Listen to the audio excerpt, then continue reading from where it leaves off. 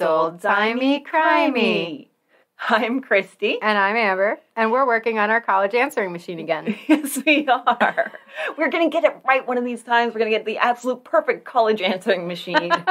So that when all of our friends and parents call us, they'll be like, oh, those crazy kids. One of these days we'll just start it out with, we're not here right now. Leave a message at the beep. Page me. So we are here with your old-timey crimes from the days of yore, from yesteryear. From the before. Before something. I think we're before 1952 right now? Yes. So, from the before 1952s. Yes. And good band. Yes, very good band. That's what B-52 stands for. Yeah. Before 1952. There you go. So, yes, instead of the usual Patreon spiel that you've all heard, links are in the show notes if you want to go check it out, I'm going to do that thing where we ask you to tell a couple of friends about us. Do it. You like us, they'll probably like us. And we like you. We do like you. So go tell a friend, or 2, or 3, or 7, 20. All your friends. All your friends. There's no limit to how many people you can tell. We're not gonna hold you back like that. We wouldn't. You should have old-timey crimey parties. You should. That would be fantastic. So, we are talking this week about the Germond family murders. Amber, what are your show notes titled? Milk and Murder. Nice. Mine is not related directly to this case, but from another case that we'll get there. But it was thought maybe it was associated with this for a hot minute. I want enigmatic poetry found at the scene of my mysterious death. So, well, I'll make that happen for you. Yes. That's what friends are for. Yeah, like if you die mysteriously, I will write up some poetry and just throw it in the crime scene. Excellent. Perfect. That is settled, and I can sleep well tonight. There you go. So we are going to start on November 26th, 1930. And it's a Wednesday. And a Thursday is tomorrow, which means Thanksgiving. Yup. A time for families to gather, but not for one family. Well, they were gathered. They were starting to gather, yeah.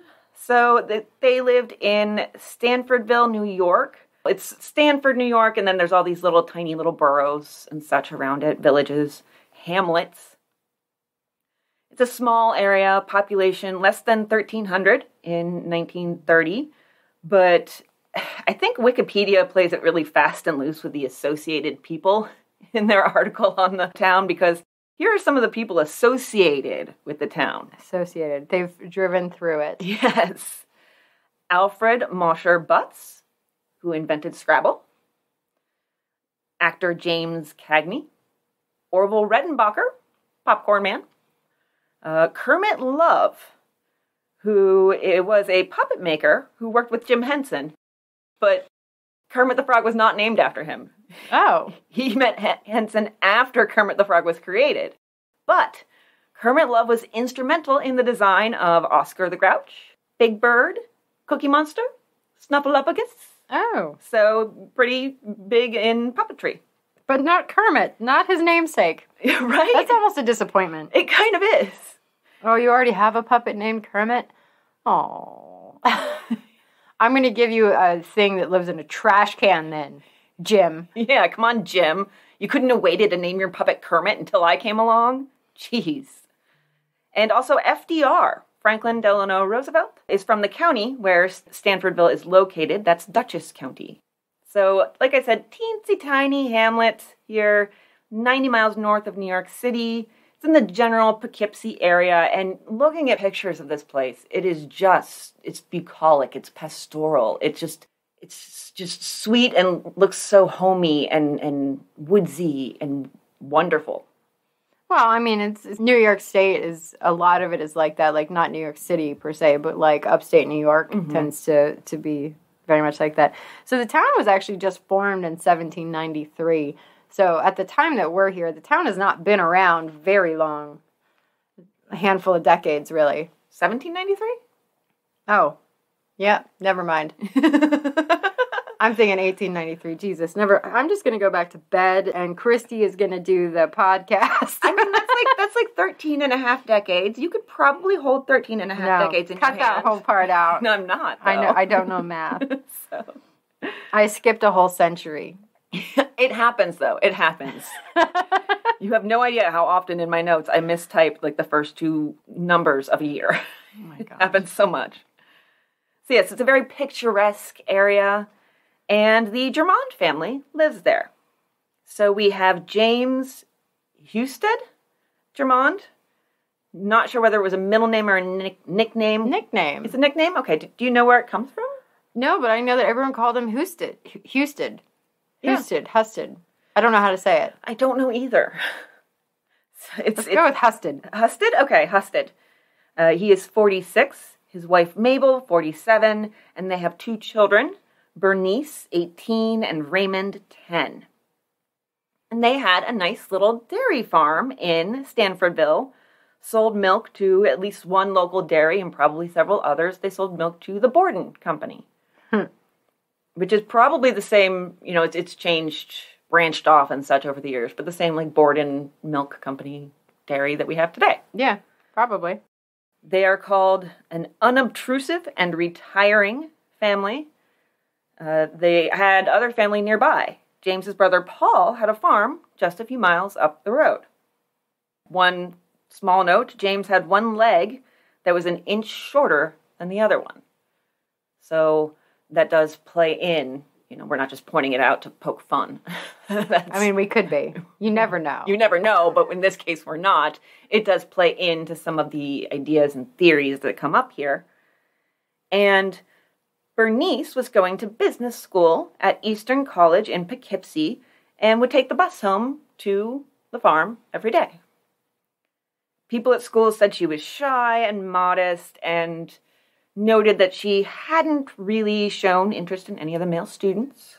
Just kind of kept to herself and did her thing, went to school, and then went home. Yeah. I mean, she was a good girl. And the whole family lived pretty humbly. I mean, this is during the Depression. Mm-hmm. And they just have a milk farm, and they work really hard.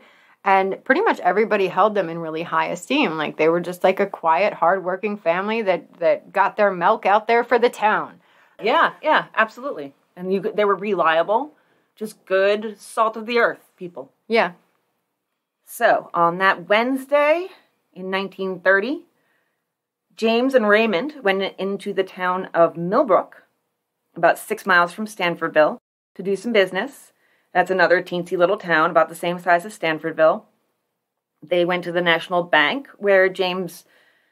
All right, I only saw mention of this in one article. It said he cashed a milk check for $214, but I think that they meant deposited, because that amount doesn't come up later when talking about how much money he had that day. So this is what I have in my notes. He cashed a milk check for $150. Yes. Then paid a $50 feed bill and some other bills. Yeah, so I think when it was brought up in that article that he cashed this check, I think that was actually depositing it. And then he withdrew. Took $150 out. Yes. That $150 would be about $2,500 today. And like you said, he made his way around town, just paying some bills, getting some stuff settled before the holiday. He purchased a load of feed for $50 for his dozen cows, settled a $39 debt at a coal yard, and paid a bill for $6.93 at a gas station near his farm. They then, on their way home, stopped off at his brother Paul's farm for a little visit. It was around mid-afternoon, and they stuck around until 4:20 or 4:30-ish. He had a neighbor that he also leased his pastures from, and that was Arthur Curry. He is a Canadian-born chicken farmer / barber / restaurateur. / maybe bootlegger. Yes, also that's another slash in there, yes. Yeah. Yes.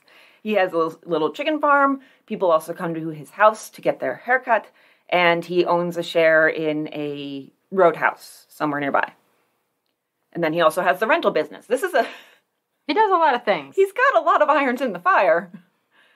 And so he said he came over to collect the rent, the yearly rent, $30, at 4:15 p.m. over at the Germond farm. Here's what I have about this. Because James took out about 150, 155. So after he does the $50, the $39, the $6.93, that adds up to $95-ish. Yeah.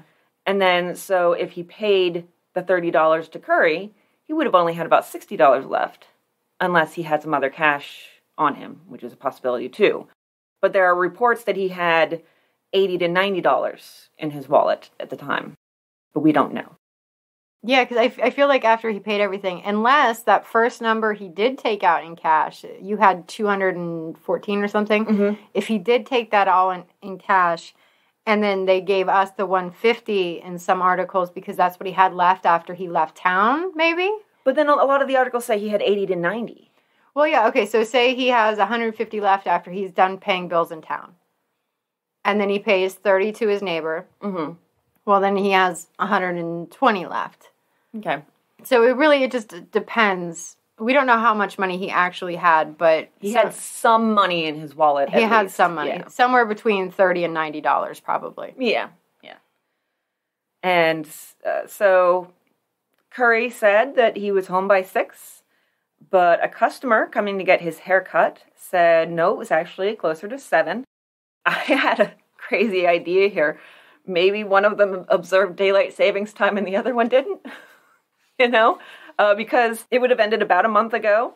It was very sporadically observed throughout the nation during this time period. For instance, New York City observed it, but rural places, possibly like Stanfordville, didn't. So maybe they just had different times on their watches. That was just an idea I had. Mabel stayed home all this time, probably getting ready for Thanksgiving, for the big meal the next day. Bernice, like I said, took the bus home, and the bus just went right past the farm. So just easy, she just gets dropped right off there. And she got dropped off around 5. As she's leaving the bus, she noted that there were no lights on in the house, and that was not normal. It was November, sunsets around 4:30 at that time of year, with twilight ending right around the time Bernice would be getting home. So you would think somebody would have, turned on some lights. You would expect to come home to a lit house. There were reports that a guy who was called a rough-looking fellow, and also was noted to be a foreigner. He was either French, Spanish, or Italian. So he was something. Yeah. Got on the bus at Poughkeepsie and asked if the route went to Bengal, which is a little over a mile past Stanfordville. It did not. He got on the bus anyhow and then got off at Willow Brook, which is 2.5 miles before the Stanfordville stop. So it seems like he wanted to go to Bengal, but he got off the bus sooner than would have been convenient. Maybe he just didn't know the area, didn't know the stops. Totally possible. I mean, I have completely led us astray on various trips when trying to figure out where we're getting off of a train or something. And the bus driver reported that usually Bernice was pretty quiet and that day was no different. She just was the same as ever. James, like we said, very reliable. He delivered milk to his clients even on Thanksgiving, every year. But that Thanksgiving, he was a no-show at the creamery. And then the following day, too. So at first they were like, well, maybe he took the holiday off. Good for him. Yeah, right? He's a hardworking guy. He deserves a day off with his family. Then when he was still MIA on Friday, they started to get concerned. So the board and company sends an employee named Willard Coons out to the farm to check up on things. He gets there. It's about 9 a.m. when he pulls up to the farm, and it's quiet except for the clanking of the milking machine and the cows making a little bit of noise, probably a little upset. And uncomfortable. Yes, uncomfortable. He yells out a hello, but he gets no answer. And he goes to the cow barn, and he finds out why James had been a no-show with the milk. He and little Raymond were stabbed to death on the floor, lying dead side by side. And that is enough for him to run back to his car, as it would be for anybody. Mm-hmm. He flies up the road to Paul Germond's farm, where he runs screaming up to the house, yelling, "Husted's been murdered! Husted's been murdered! Raymond, too!" Paul and his father-in-law come out of the house, as he would, and Willard tells them what he saw. Paul then asks, well, what about Mabel and Bernice? And Willard says, I didn't see them. I shouted when I got there and nobody answered. Everybody was quiet. So Paul and his father-in-law, they hurry up the road to the farm. They bring some loaded guns in case the murderer is still there. And Willard heads into town to tell literally everyone that he could find about what he found at the Germond family farm. Paul and his father-in-law get to the farm. They find James and Raymond as they were described. They cautiously go into the house, and there they find Bernice and Mabel in the kitchen, dead. They had also been stabbed to death. Mabel is on her stomach. It's very cold. The blood pooled around her is frozen. Bernice is under the kitchen table with her face looking at her mother. Rasheed Oluwa would later say in the Poughkeepsie Journal that it looked like she had, quote, tried to crawl away from her attacker but ran out of space. There were stab wounds on her leg that indicated the murderer was maybe stabbing her as she tried to get under the table to get away from them. And as far as how many wounds there were, James was stabbed 4 times, Raymond 7, Bernice and Mabel each were stabbed 5 times. And interestingly, it seems like the final stab on each victim is right to the heart. I feel like little Raymond, he's 10. Like, he stabbed him 7 times. Like, he had the most violence on him as the youngest in the family. That's true. That's very odd. Paul and his father-in-law go to Curry's house to call the police. The investigation starts. The undersheriff and a deputy get there first. And as soon as they see what went down at the farm, they send word immediately to the state police to get some help out here. The nearest barracks was in Fishkill, about 30 miles away from the farm. Willard, telling pretty much everyone in town about this, gets everybody's attention, and a lot of people head out to the farm, every neighbor, every rubbernecker. Alan Merritt, a local man who was 8 at the time, would later, as an adult, follow the case religiously, collected information on it, and he commented in the Poughkeepsie Journal, "The kids at the time were traumatized. There were murders, but nothing to that extent. There wasn't anything like it except maybe the Indian massacres on the frontier."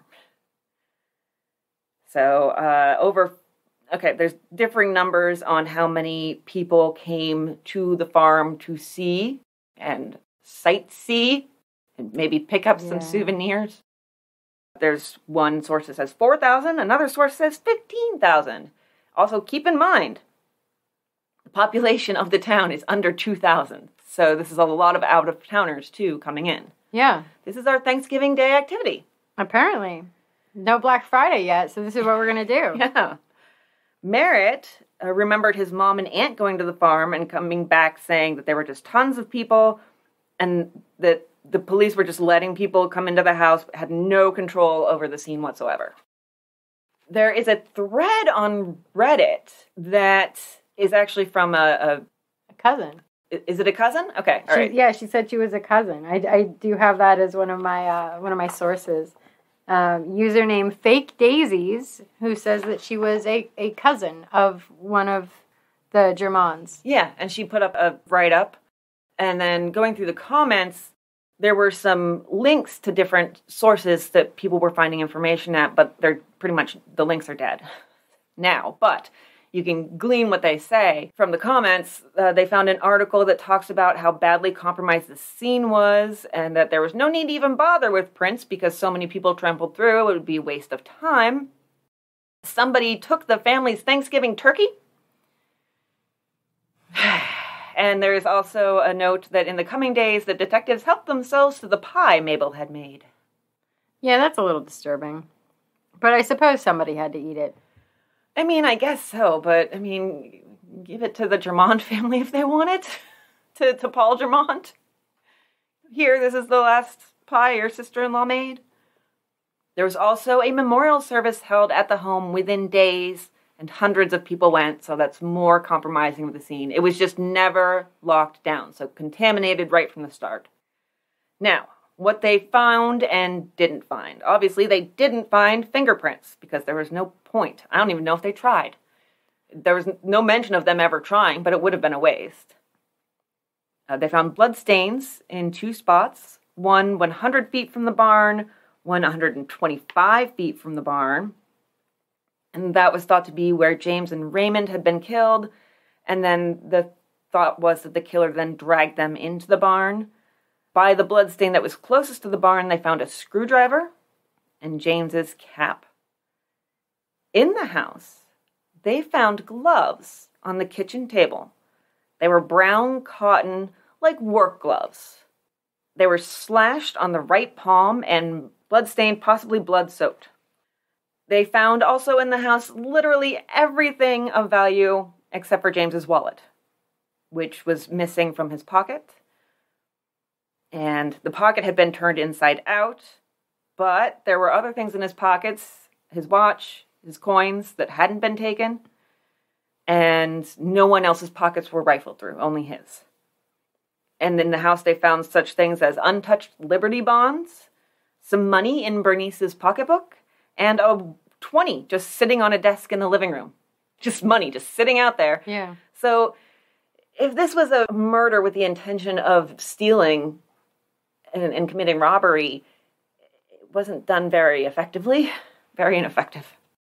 I don't think it was for robbery, though. I think the wallet was just kind of a last minute, let's take this. Yeah, I agree with you. That I think that was very much not part of the original plan. And over a week later, somebody found the wallet. It was empty of money, but other contents hadn't been taken, like, his ID, papers of any sort that he had in there. That was found in a culvert about a mile from the house between the James Germond farm and the Paul Germond farm. 3 different people had checked the culvert prior to it being found and had found nothing. So there's the thought that maybe it wasn't there at those points. They were looking for the knife, and they couldn't find the knife until a taxi driver from Poughkeepsie brought some journalists out to the farm and just kind of started wandering around and accidentally kicked the knife. Just found it. It was about 50 feet from the wagon shed, 75 feet from the kitchen door. There's some confusion as to what type of knife it is. A butcher knife, but a lot of places call it a pig shaver. If you look up pig shaver knife, you don't find a lot of useful results, or at least I didn't. It has an 11-inch blade and a 4-inch handle. So this is a butcher knife. So I did read something, and I don't think I have it in my notes, but it was basically it doesn't have a normal hilt. And so that's why the glove was slashed, because blood is very slippery. Mm-hmm. And once it got on the handle, even with the glove, it would slide. And then as you're stabbing, your hand would slide up it and slice yourself. Yeah. That does speak to some premeditation, I think, the fact that gloves were used. Because if you're thinking about, I better wear some gloves to make sure that I don't cut my hand. Well, at the same time, though, this is Thanksgiving in upstate New York. It's cold as fuck. That's true. That's true, too. Yeah. It's snowing right now. I mean, it's cold. The bodies found in the barn were frozen. Mm-hmm. So you could have just worn gloves to keep your hands warm or to keep your fingerprints off, either way. That's a good point, yeah. And the fingerprints, were none. Yeah, moot point. It was wiped clean of blood, and if anybody had ever touched it with their bare hand, they had wiped it clean. They were able to track this knife to one of several sold in separate purchases in Poughkeepsie at the, now, I want to pronounce this the way that we pronounce the town in Pennsylvania, Dubois Supply Co. I do know that it is Dubois in French, but we stole it from French and then started mispronouncing it. So I don't know if it's the Dubois Supply Company or the Dubois Supply Company, and blame Pennsylvania for that. So those purchases went back to June, and they were able to track down every single one of them. That's kind of impressive. Except the murder knife, which is what they were calling it in some articles. And, I love preceding any sort of noun with murder. Yeah. Murder house. Murder knife. Murder knife. The theory is that the progression of events went something like this. Sometime between 5:25 p.m. and 6:40 p.m., Mabel answered the kitchen door when somebody knocked. Bernice was in the kitchen with her. James was outside working the milking machines. He'd only managed to milk 2 or 3 of his dozen cows before being attacked or finding out that there was an attack going on. Raymond was either doing homework in the house or out helping with the milking in the barn. It said that it was highly likely that he was helping his father because he tended to be by his father's side, helping out a lot on the farm. The killer stabbed Mabel when she answered the door, and she fell there. Bernice got up from the kitchen table to see what was happening, and then he stabbed her several times. She tried to defend herself and was stabbed right through the wrist as though she were holding an arm up in defense. So then something happened. Either Raymond ran to get his father, and then a confrontation happened in the barnyard with the killer and James, who had perhaps grabbed a screwdriver to use against the killer, and then that's why that was found on the ground. And James obviously lost that confrontation. And at some point in all that, Raymond was killed. One theory is that he had to have been killed. This was just it was an odd note in one of the older sources. He had to have been killed last because he wouldn't have tried to run away unless everyone else was killed. And I'm like, he's 10. Yeah. I mean, sure, he may have ran to get help, but that bugged me for some reason. Because I'm like, no, let's let the poor kid try to run for his life, you know? Yeah. So both of them were dragged to the barn after being killed. And there was also the theory that the murder knife came from the house, meaning that, as the Daily News put it, the murderer was in the house before he started his wholesale slaughter. So a possibility that it wasn't meeting at the door, but it happened when it was in the house. They also read into the fact that the lamp in the kitchen had been blown out, but the one in the barn burned dry. So they kind of gleaned from that maybe he blew out the lamp in the house, but didn't get to the lamp in the barn because he was just dragging the bodies in to hide them and then ran away real quick. So your theory? I'm going to use that to prove my theory, that last bit there. Okay, handy. I have a different order of events. All right, so sometime between 4:30 and 5 p.m., intruder arrives at the side kitchen door, is greeted by Mabel as she is cooking. Now, maybe it was Mabel's. Maybe she still had the knife in her hand because she's cooking. Oh, good point. Struggle ensues. He grabs the knife and stabs her. He's right-handed, so he stabs her in her left side. So kills her, and then after she goes down, he goes outside to get Husted. He was walking towards the house, met by somebody he doesn't know. A fight ensues where he is struck, slashed on the head. He falls to the ground and gets stabbed at least twice more. Raymond sees this and runs because they found burrs on his pants. They know he ran away. Oh, that's right. So he goes running away. The killer goes, gets him, stabs him 7 times, probably extra because he had to run after this little kid, and then chucks him and his dad in the barn. The reason we put them in the barn is because Bernice didn't get there yet. Mm-hmm. And so when you said that the candle inside, the lamp inside was blown out, well, yeah, he had to hide her body too, and that's how he did it. So after he kills her, he blows out her lamp, goes and kills the boys, and then Bernice walks in the front door, not the side door. So she's just walking into a dark house mm-hmm. where the killer is lying in wait. And so she never saw him. She wasn't sitting at the table. Mm-hmm. And that was another point that somebody had made. Somebody was like, oh, yeah, well, she was sitting at the table reading a newspaper. I'm like, she got off the bus and the house was dark. Mm-hmm. She commented to the bus driver that, oh, the house is dark. That's really weird. So this was already happening when she got off the bus. So unless, for some bizarre reason, the light was only lit for a brief moment, it's more likely that that condition just remained unchanged. The unlit house remained unchanged from the moment she saw it to the moment she died. Yeah, exactly. And so my thought is maybe even if this would have started at, say, 4:30, there was still a little bit of light. Maybe they hadn't lit the lamp inside the house yet. Mm-hmm. She's cooking. She's probably got a little bit of light coming from the fire. Mm-hmm. And so she hasn't lit a lamp. And then after she's killed, darkness falls and the house is dark. And because the boys were still outside the whole time, there was never any lights turned on in the house. So I think Bernice was last. It does make a lot of sense. And there's also, tied up in that theory, the possibility that the killer was known to the family.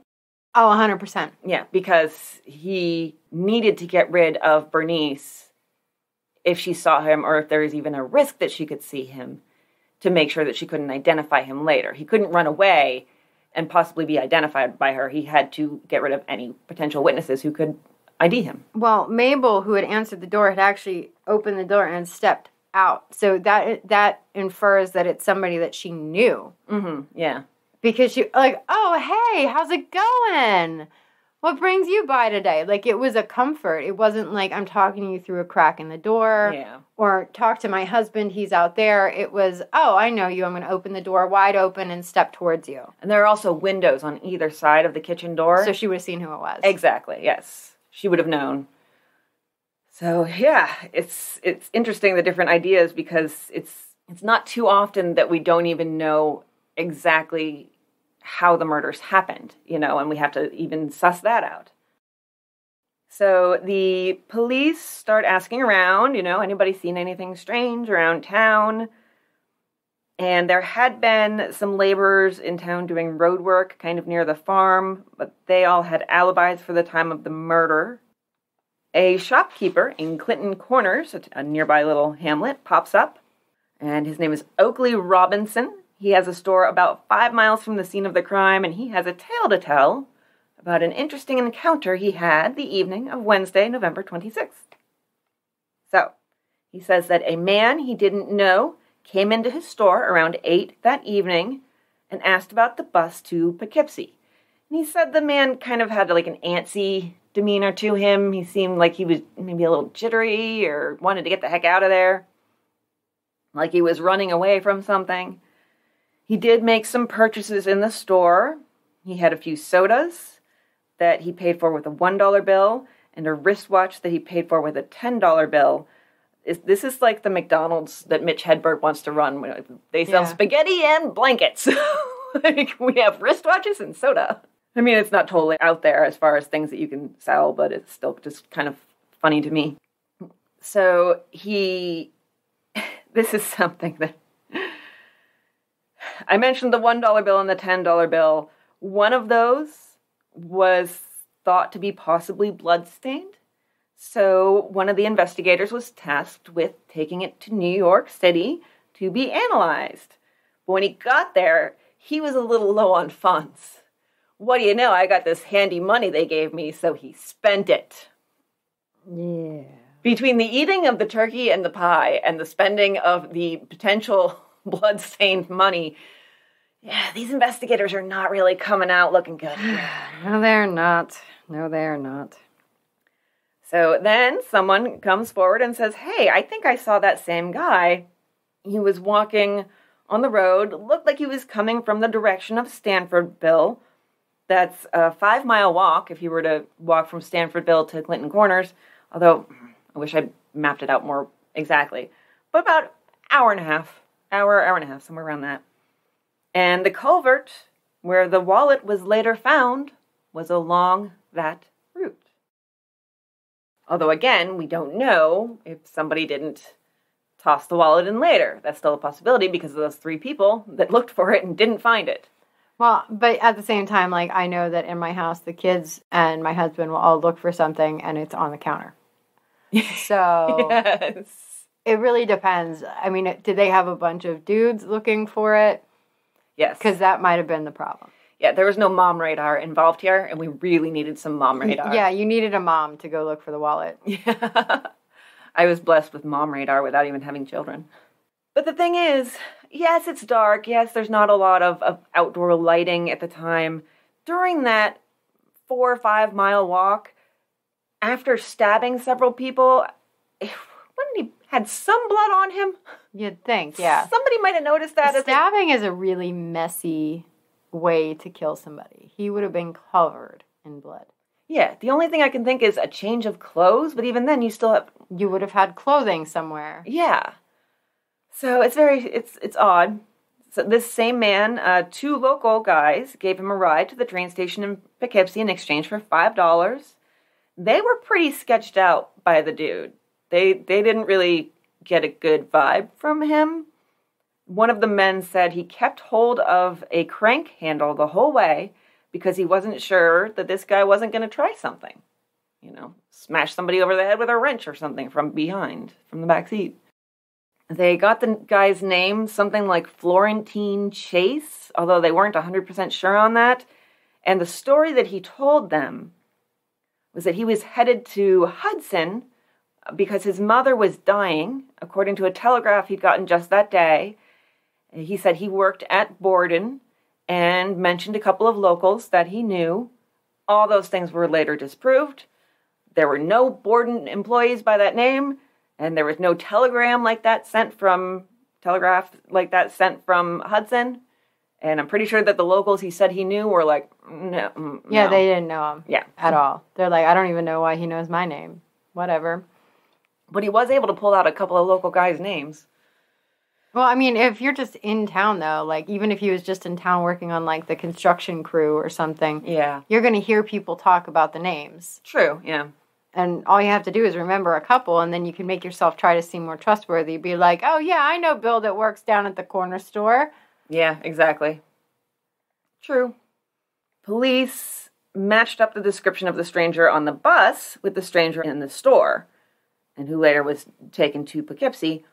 And they decided these are the same. This is the same man. And so they talked to the guys who gave him a ride. They did some looking around, and they ended up with the name Florentine Bosco. They said this was a Spanish man, highway worker for a local construction company that had been working near the Germond farm. So Bosco wasn't even his real name, though. It wasn't, no. But they didn't find him just yet. They started questioning more people as they continued looking for him, and they found Steve Lico. He worked at the Jameson Hill farm, which was behind the Germond farm. And the Daily News noted that he was Hungarian, as they seemed to do anytime anybody was not an American-born person. We got a note if they're not what we consider the default. And so the state police actually had a sergeant who spoke Hungarian. So he did the questioning. Steve Lico was eventually released. This amused me. Over the next few years, he proved himself to be pretty much on the up and up. He stuck around the area. He did move around kind of within the region. He would actually tell the police whenever he switched jobs. He would just pop down to the station and be like, so I've got a new job. I'm going to be up. In case you guys are ever looking for me, I'm going to be down here. Yeah, okay. Yeah. But I like to think that he was just really proud of himself. He wanted to share his good news with his cop buddies. It might have been like, you're the only other guy I've met here that speaks Hungarian. I'm just want to let you know that I just got a new job. High five. Yeah. See you later, man. Yeah, that's my thought. So they are continuing to look around and see what they can figure out. Meanwhile, on December 1st, the family was laid to rest, and all people could talk about was the Stanfordville stabber. Although the Daily News called the killer the Germond ogre a few years later. I prefer the Stanfordville stabber. It's got that alliteration, and we like that. I have a love affair with alliteration. It is amazing. And so people definitely had the Stanfordville stabber in mind when there was a weird death in the area.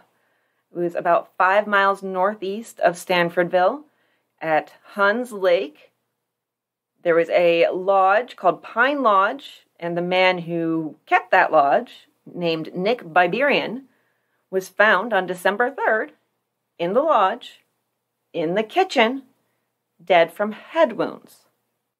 But when he was found, he had been dead for at least 24 hours, if not longer, possibly a couple days. He was 40 years old. People freaked out at first, naturally, because now they think, okay, this is not an isolated incident. The stabber has struck again. I'll never cook in my kitchen. Right? But they were reassured when the police said he'd had an accident. He'd been up on a ladder to fix something. He'd fallen, probably stumbled into the house in a dazed state, collapsed, and died in the kitchen. But one weird thing here. There was a typewriter in the room next to the kitchen. Someone had written something on the typewriter, then left the paper in it. Iron hands that dart from the depth of the night, throttling life without warning. Who was the mysterious? And then a question mark. If it's transcribed as it was written on the typewriter in the newspaper, it's like in title case. So everything except for words like the has a capital letter. And I also couldn't tell, because they used like the long dashes, I couldn't tell if they were censoring something out or if that was part of the original. Oh. It was a little confusing. So who was the mysterious could have been the original writers, who was the mysterious, and then a long dash and a question mark. Or it could have been who was the mysterious Ratbastard. I don't know. Who was the mysterious Ratbastard?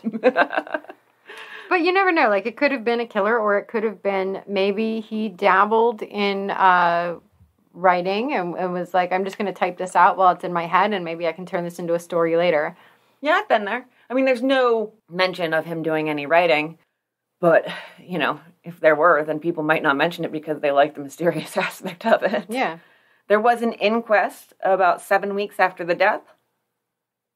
The very night of the inquest, the lodge burned down. That seems suspect. A little suspect, yes. They eventually charged one of the men who they discovered had been at the lodge that day with third-degree arson. He was a Brooklyn man named Jack Zinberg. He claimed that he'd only driven 2 other men out there at their request. They'd bought gallons of gasoline, spent some time in the lodge while he stayed out in the car, and they'd lit the fire. But he wouldn't name them. He said, "I don't dare tell. If I tell them, I'll go for a ride. They wouldn't stop a minute before putting me on the spot. I can't tell you. I can't."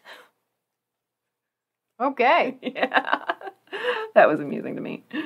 So, a grand jury dismissed the indictment and he was let go. The arson remained unsolved. That sounds almost like a mafia thing or something. Like, these guys will put a hit on me, like, immediately. It does. It does have that feel to it. So you have to wonder about that. In the meantime, in the Germond case, the police managed to track down the Spanish laborer that had been mentioned earlier. His name was actually Florentine Oispern Ermendi, and they found him in Brooklyn. Weird that people keep on popping up in Brooklyn. Mm-hmm. They gave him a stiff examination. I bet they did. I bet. That was from the Dutchess County District Attorney. He said, yeah, I was around the Germond farm working on the roads at the beginning of November, but not the day of the murder. He did have an alibi. And they were like, well, what about these stains on your jacket? And he said, that is wine. If it works, it works. Yeah. And you never know. Maybe he was an alcoholic. Maybe it was wine. Maybe it was, yeah. They brought people in who had been witnesses and seen the strange man that nobody knew to try to identify him. Some people who had been on the bus said, yep, that's the guy. Other people couldn't definitively say. They did manage to keep him in jail as a material witness for nearly 2 months. And then finally, the district attorney admitted he didn't think Ermendi did it. This is kind of fun. The Daily News points out that material witnesses get paid $2 a day. So the county had to fork over $110 since he was in jail for 55 days. Nice. Yeah, that's nearly $2,000 today. They then note that he had been deported since then, and that was in an article that was written in early 1933. So, yeah. But at least he made some money before he got deported. Yeah, made a little bit of money. All right, so let's talk about motives, because a lot of people were around town trying to figure out why might this have happened. In the Daily News article that I mentioned, most people thought it was a robbery. Just botched. Done badly. Some people thought maybe it was a gang hit, with mistaken identity being a problem, like somebody had meant to get Paul Germond. Well, and that was one of my favorites, too, is that I guess Paul was marked for murder because Paul had driven like a bunch of poachers off the land and some of those highway construction workers that were foreigners away from his farm. And Paul was like, that's far-fetched. I loved that. That made me laugh so hard that Paul's just like, why would they want to kill me? No. Yeah, it's weird because there's also that idea that had been happening on James Stead's farm, too. That the poachers. Yeah. So maybe it wasn't mistaken identity. Maybe it was they actually wanted to kill him. So it was kind of confusing because it was like, well, is it a mistaken identity or did they actually get the person they wanted? I don't think it was either. I feel like Mabel opening the door is indicative of someone they knew. But also, I feel like in a lot of the material I read, a lot is made out of that. And out in the country, people are kind of, like friendly. They don't expect bad things to happen. She's not going to sit at her kitchen table and just wait while somebody knocks at the door. She's going to go to the door. I mean, there could be traveling salesmen. She wouldn't know them. She would still open the door for them. I don't feel like there's that ingrained fear, especially when her husband's right in the barn. Maybe. I don't know. Yeah, so I don't know if that really tells us as much as we want it to tell us. There's the idea that it was an actual gang hit because James Germond was considering and threatening to make a stink about the illegal stills operating in the area. Or he had his own still, and somebody was bumping him off to get rid of the competition. It doesn't feel gang hit, though. No, it doesn't. It's not really the style. Others thought maybe it was somebody targeting Bernice, a stalker or a spurned boyfriend. And Arthur Curry, remember the neighbor, chicken farmer, barber, restaurateur, still runner, said he'd cut her hair the previous week and she'd mentioned a boy she had her eye on at school.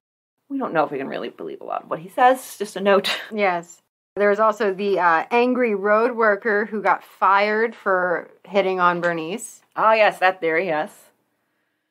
There were so many theories because there's so little known. We don't even know what order the killings were done in.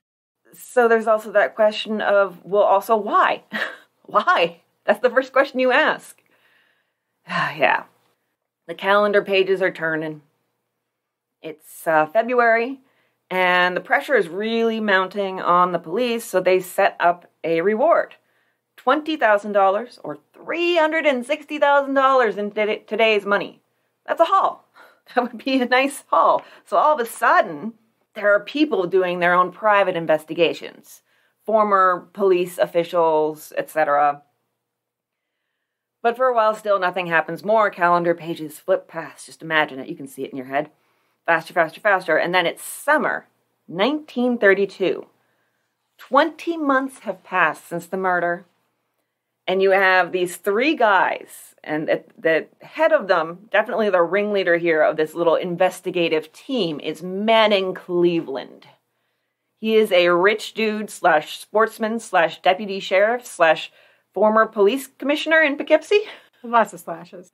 He had been one of those that started his own investigation. He had two other guys working with him, a local game warden and a state trooper. And I call them the Bumbling Bros. The Bumbling Bros.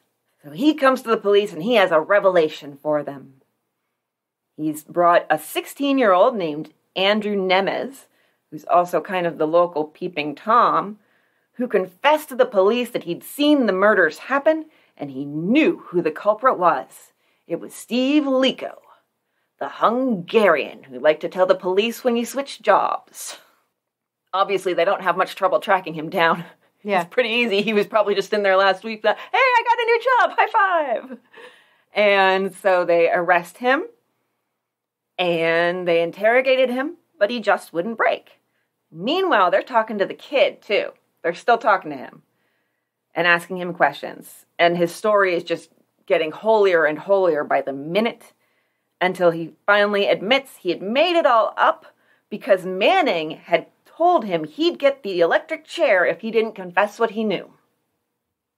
And that is why threats and torture only elicit false confessions. Yeah.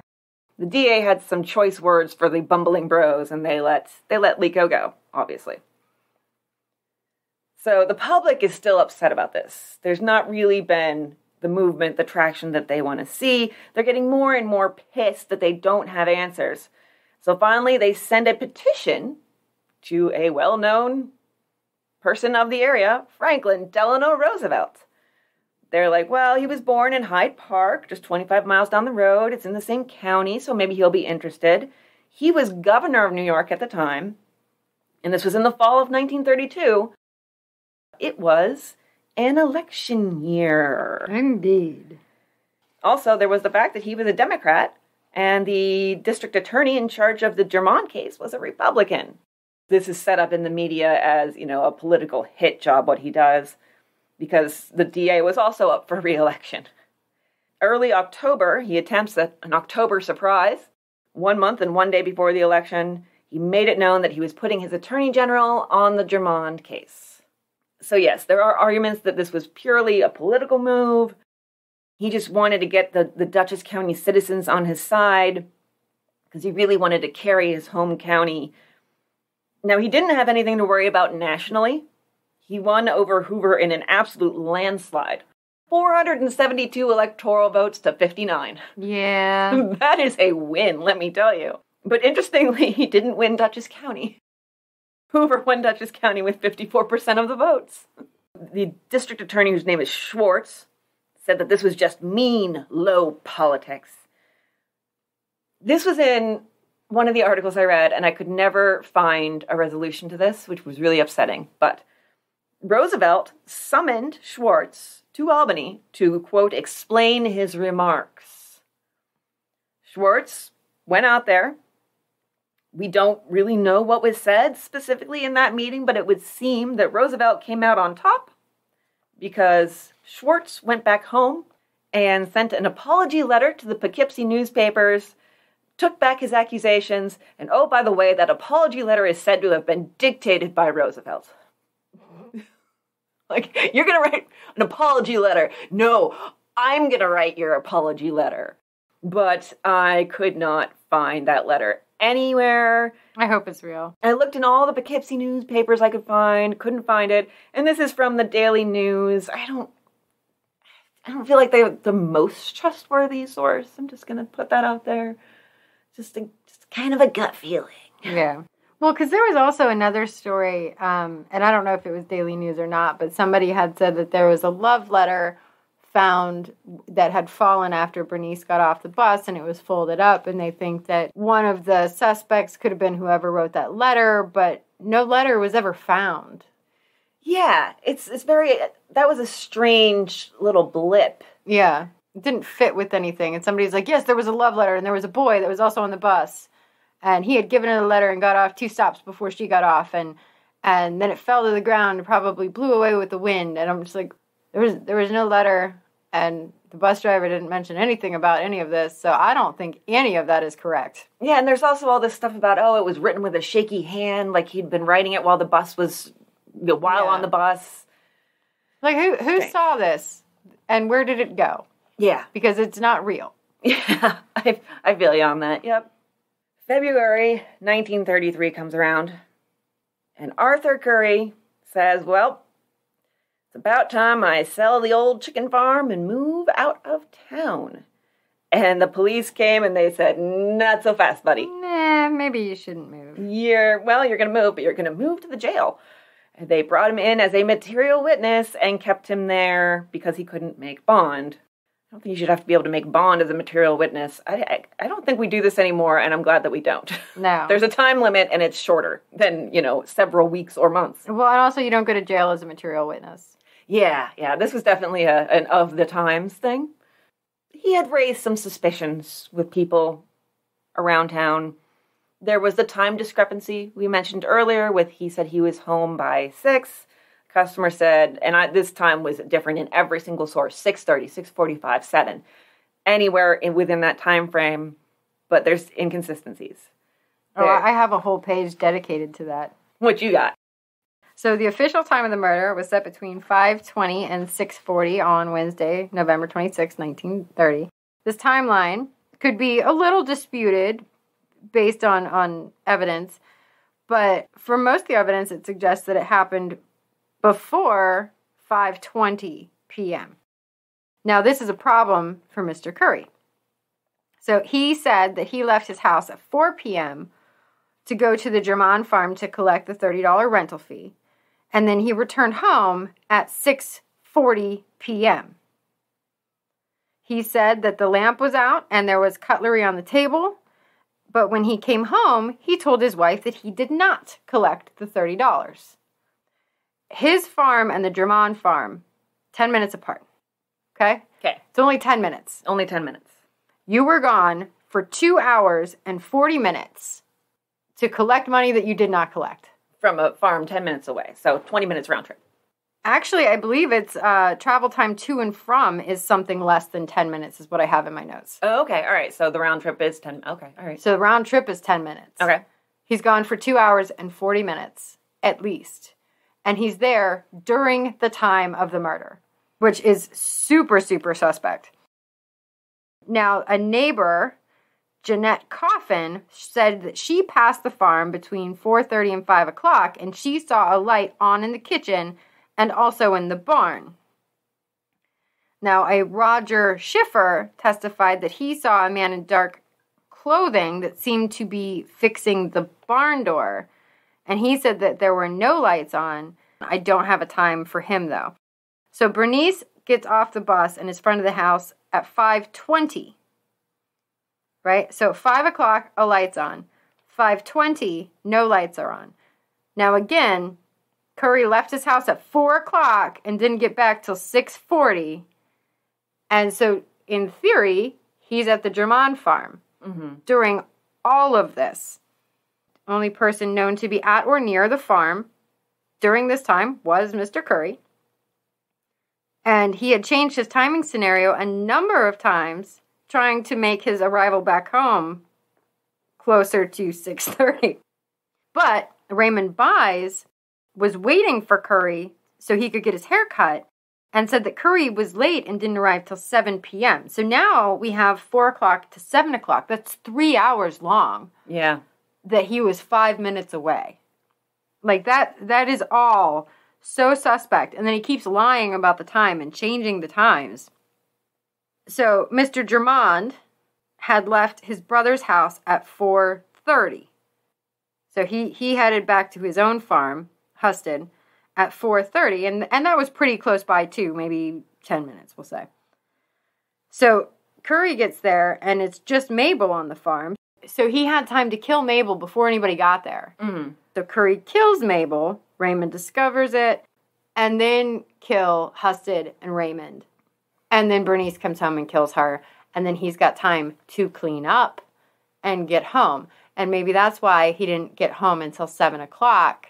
Because he was busy getting all the blood off. Yeah. The biggest issue here is, what was Curry lying about? So maybe Curry didn't even go there. Maybe Curry had a lover.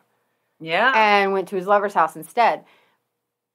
He needs to tell somebody that that's where he was, because he very well could have an alibi and just not want to ruin his marriage. That's kind of my thought. You were gone for 3 hours, dude. And you didn't come home with any money. So what the hell were you doing? You either killed a whole family in 3 hours, or you've got a side chick. What is it? But if it was the side chick, you would think that by the time that he was taken in by the cops, he would have said something, because he and his wife, they were actually common law at the time, they were separated at that time. She actually... Yeah, that makes me think there's no second lady then. Okay, so the other possibility is he was doing something with the still, or rum running, something regarding the... And that part you wouldn't want to tell the cops either. But far better, I think... Than murder. Yeah, to be busted for illegal alcohol than for murdering an entire family of 4. Yeah. I kind of think he's a murderer, though. I go back and forth on that, like I always do. I'm a back and forther. That's who I am. But there were reasons that people had to believe this. There was the idea that he might have gotten pissed off if James tried to not pay the rent.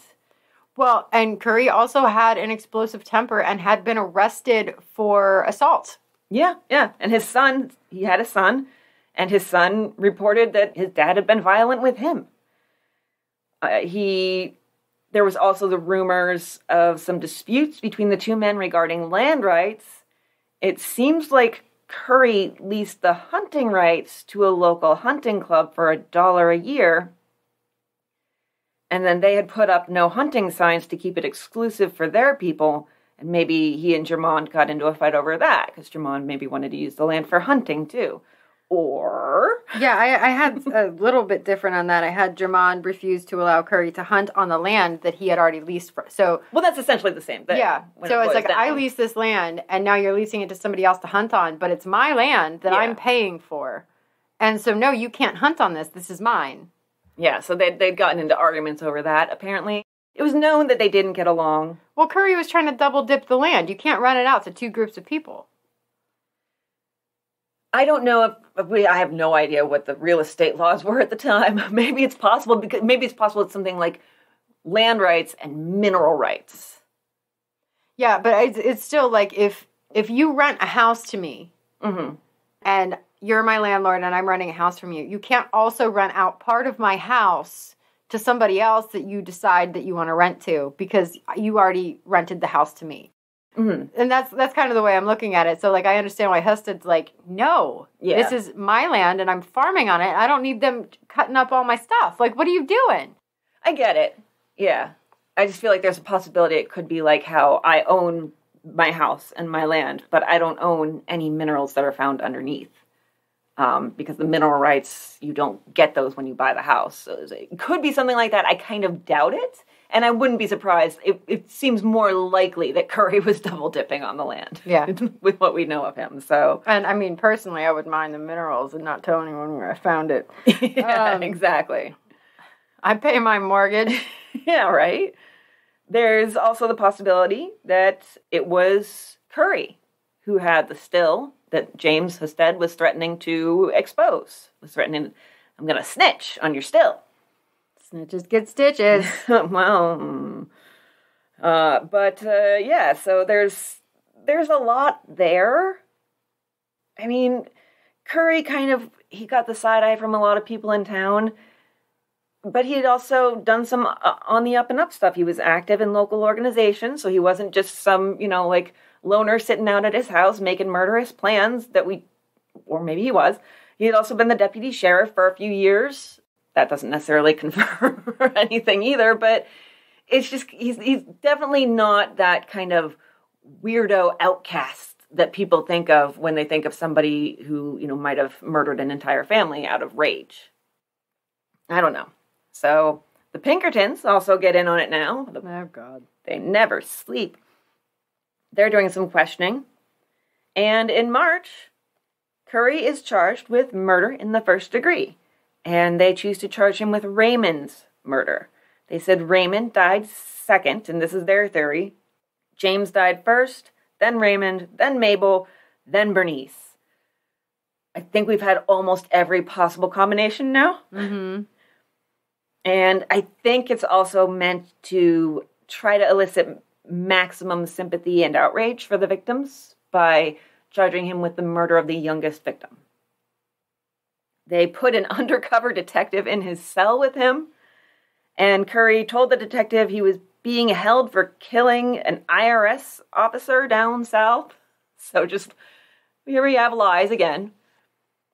And then there are the affidavits. His wife, he's 56, she's 38. They've lived together for 12 years, but like I said, they were separated now. They did have a daughter together. They also get affidavits from Raymond Byes, the gas station operator who'd gotten his haircut that day, and from Mrs. Coffin.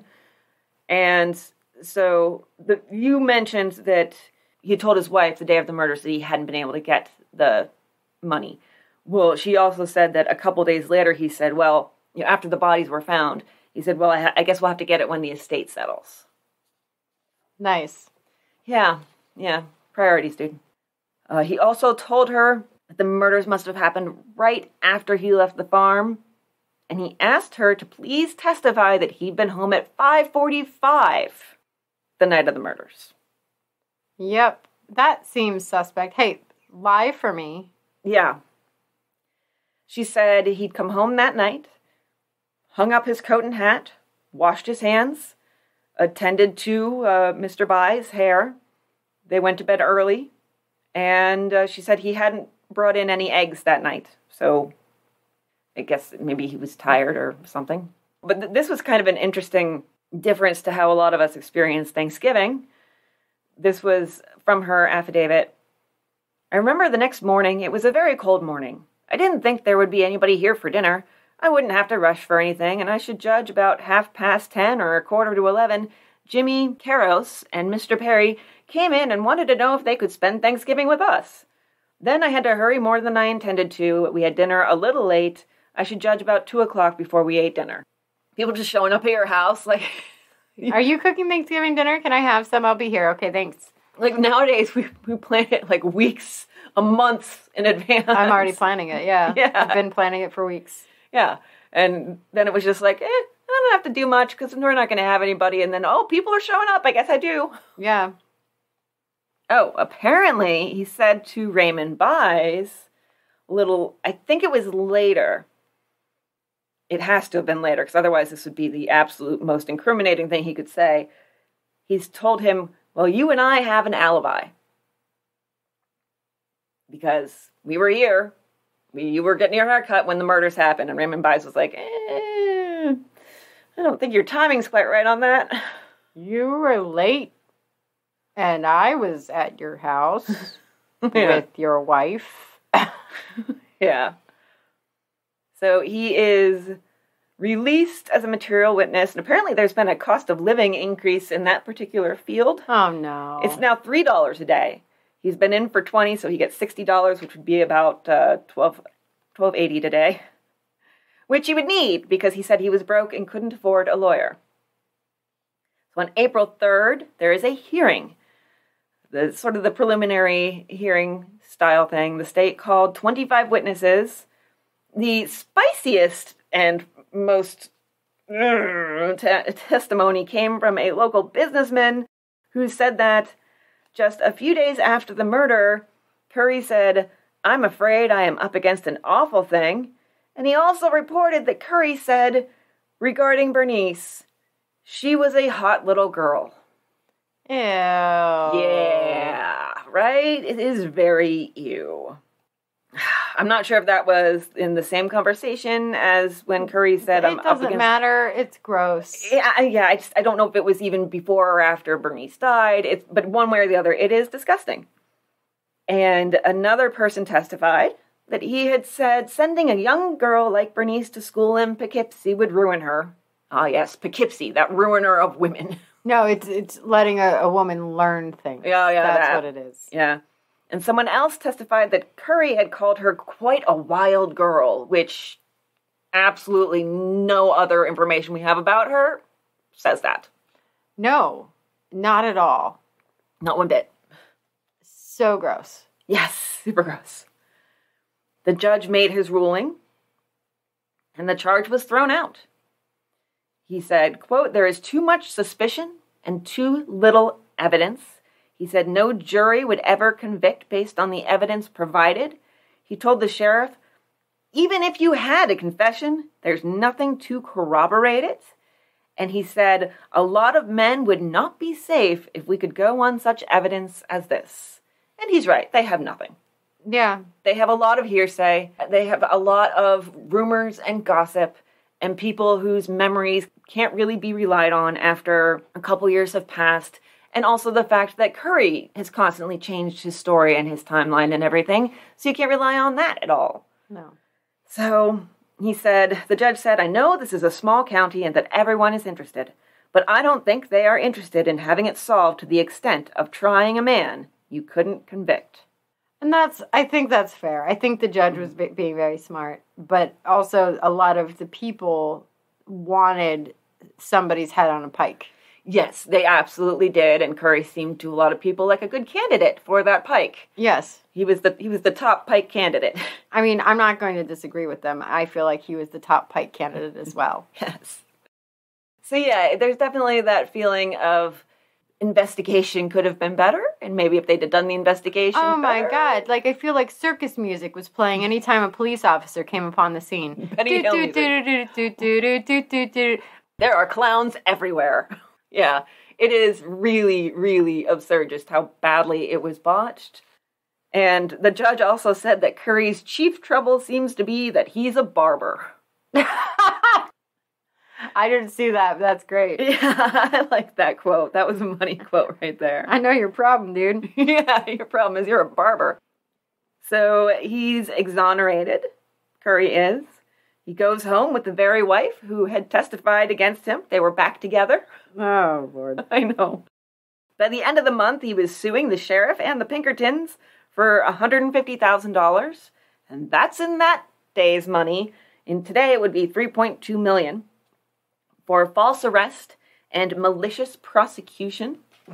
He said in the suit that the sheriff invited him to his apartment.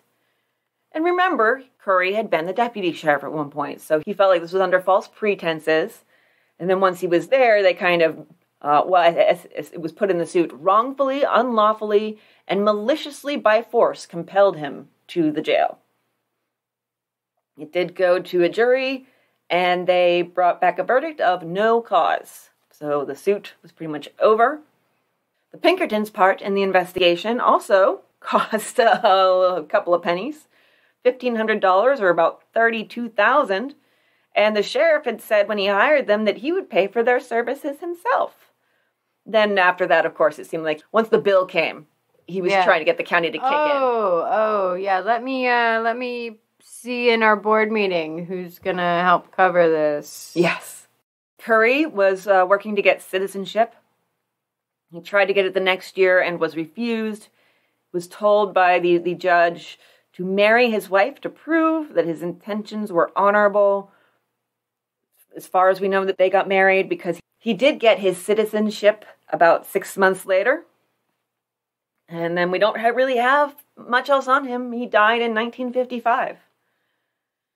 And so Vincent P. Cookingham, Ph.D., who he did a write-up on this. He's actually also related to the sheriff, the very same sheriff that I just mentioned in the case. He has an analysis. It pretty much sums it up, I think. He thinks that with the evidence that we have, Curry is the more likely culprit. He says, I believe that Sheriff Cookingham's instincts were accurate, but he was far too hasty. There was not enough evidence to prove guilt beyond a reasonable doubt, and maybe even not enough evidence to make a prima facie case.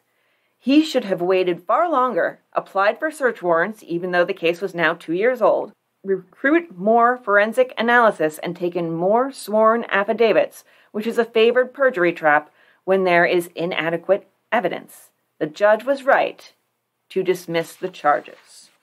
So that is his thinking on the case. Yeah. That's pretty much what I have. I have one other thing. The old house might be haunted.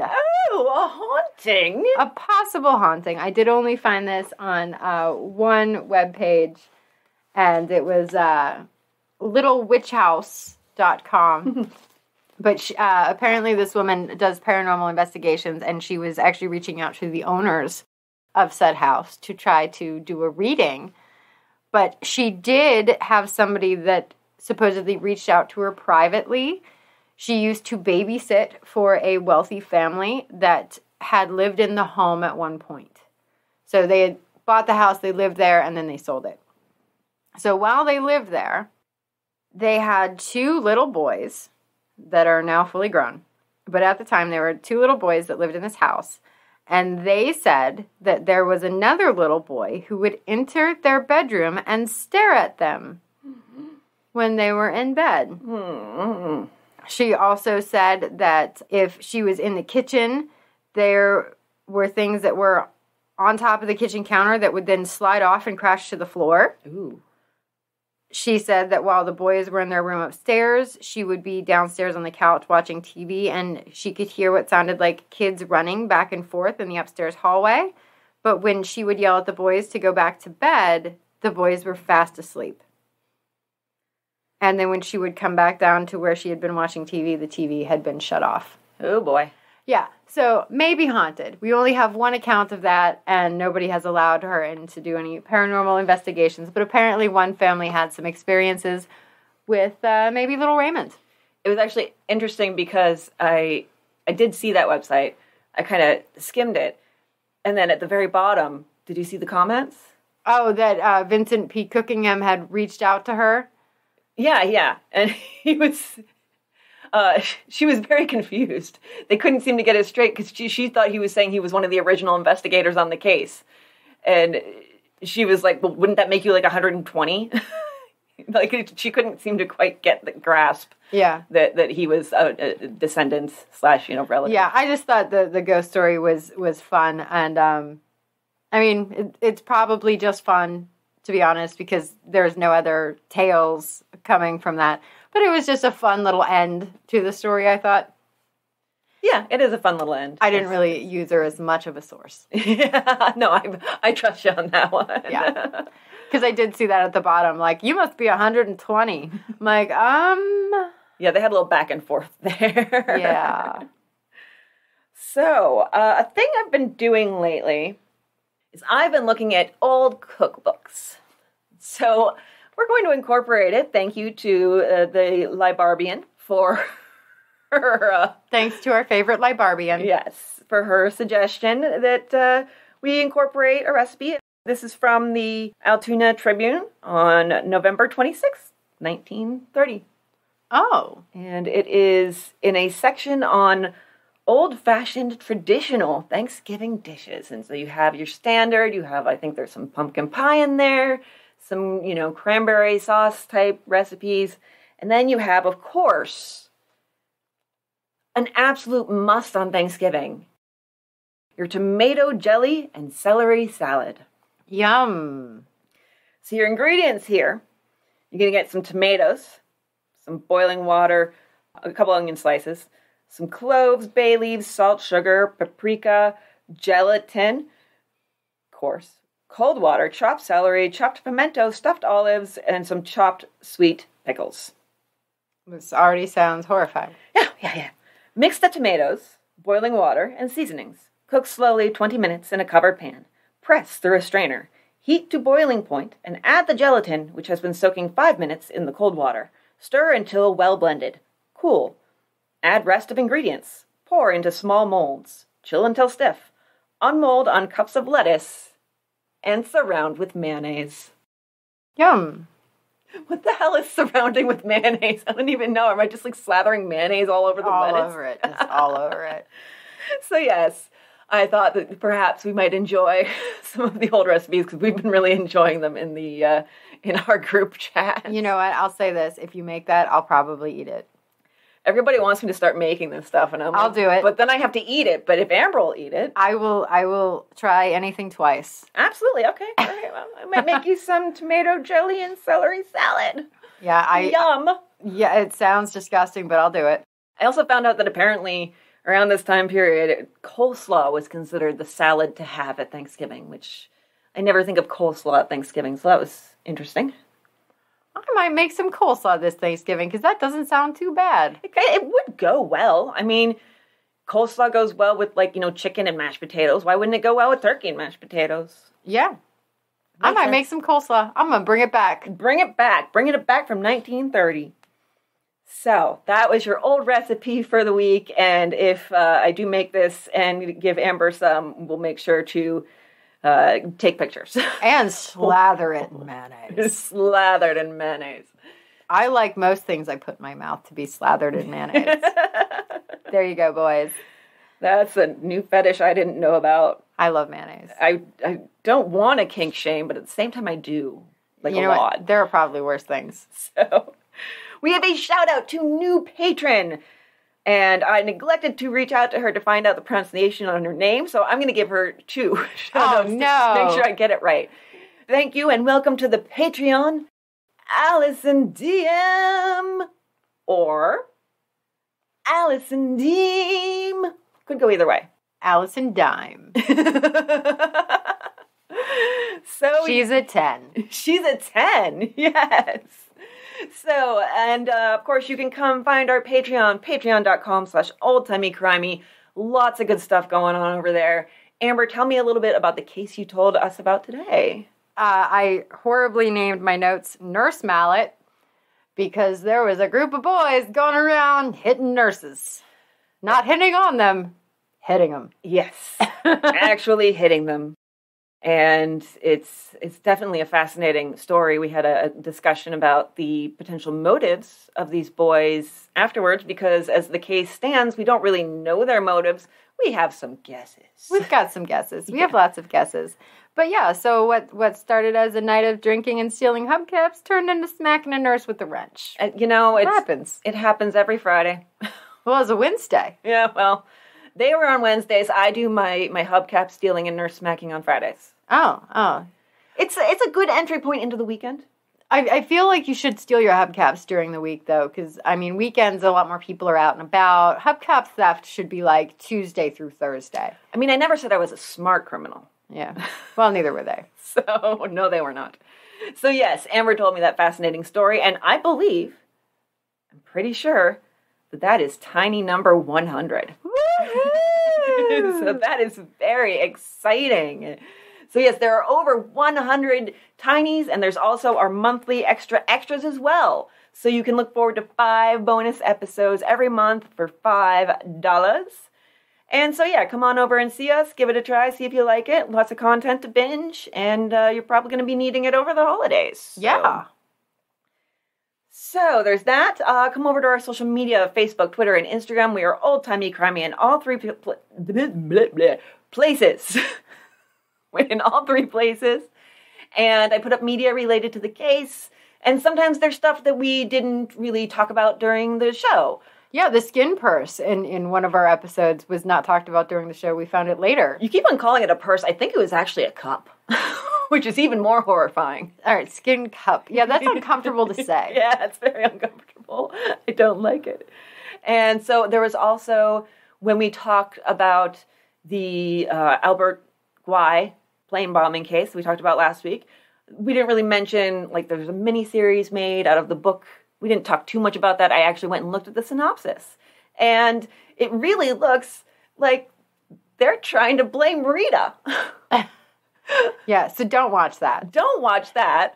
But I put up that information where, it looks like they're basically saying, well, Rita was running around on him. So obviously him blowing up 23 people is justified. Clearly. Oh, yes, clearly. Yeah. So yes, some interesting stuff that you won't always necessarily hear on the actual show. Every once in a while there's some just, surprises. Skin cups. It's awful. It's awful. I hate it. I don't blame you at all for saying skin purse. Skin purse is much nicer than skin cup. There's just something about it that's just cringy. Yes. And also, discussions of victim blamey rewrites of murders. Yeah. So it's fun. It's fun all around. So come there. There's also a ton of links in the show notes of how you can support us, like with our Amazon wish list of books you can buy, and then we'll do a case based on that and give you a shout out. There is, in addition, merch, which I need to revamp the merch page. And yeah, that's pretty much, if I have any more bullshit, I can't remember. So, what you doing this week, Amber?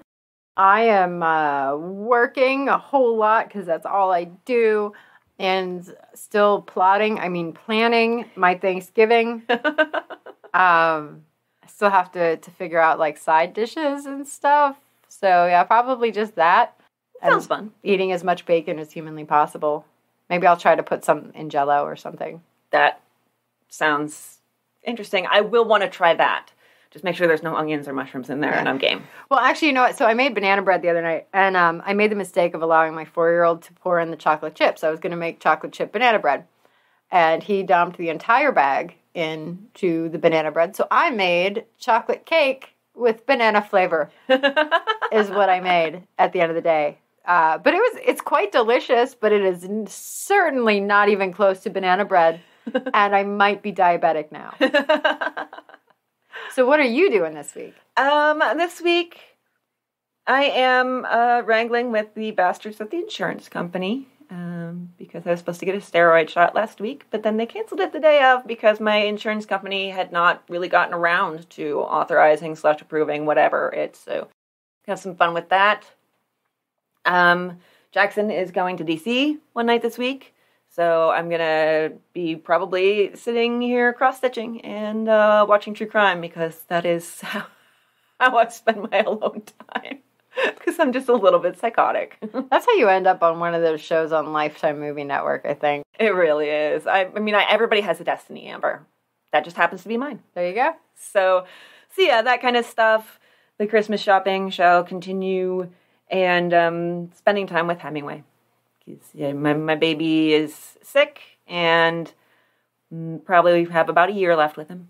And so I'm just going to spend, damn it, all the time I can loving him up and snuggling with him as much as he will allow until he starts scratching me.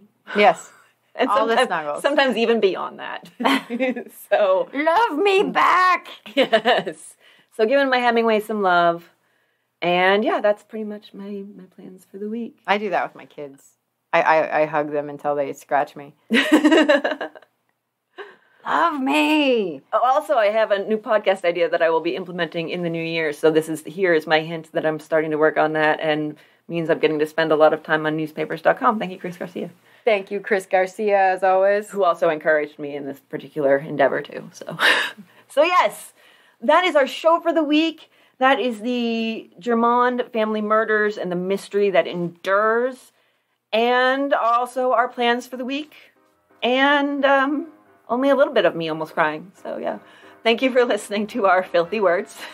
And we'll see you next week. Bye. Bye.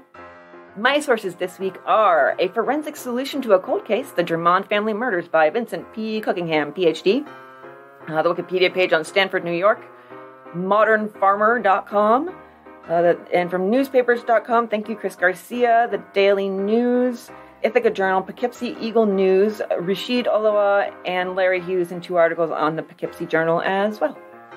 I had Modern Farmer, LittleWitchaus.com, The Cold Case Analysis by Vincent Cookingham, HB Mag by Dave Levine, and a Reddit article by username Fake Daisies.